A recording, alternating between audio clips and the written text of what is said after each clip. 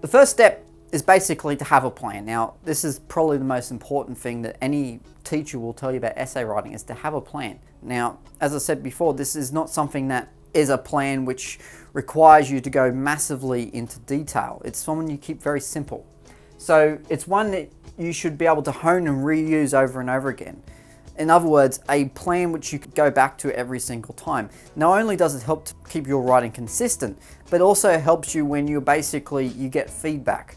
Because what you use that feedback for is to go back to your plan and work out how you fix the plan without having to sort of try and work on little tiny things over and over again, and to do that every time you write an essay. So if your plan was correct and you just had a bad day, then you don't have to really fix. It's not the plan that was the problem, it's just the fact that you had a bad day when you wrote it. And everyone does. Everyone, when they write something or they write a response, they do have good days and bad days.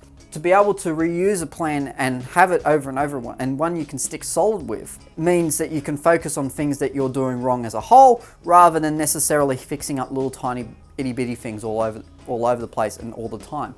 So it helps you to also structure and organize your ideas in a much simpler way. A structure is also one where you'll earn most of your marks. Now, what I mean by that is by having a structured answer, and this is what I mean by a sophisticated answer, is one that is structured to such an extent that basically not only is it readable, you're getting your argument across the most effective way you can. In terms of actually writing, it is your structure that's probably going to get you the most. And not just necessarily paragraph structure, but just structure in terms of how you set out your argument. The basic principles for setting out an argument is just to make it logical and make it clear.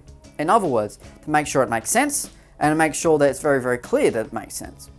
Two very simple principles, I'm sure, but ones that you really need to stick to, particularly when talking about sophisticated ideas and sophisticated topics.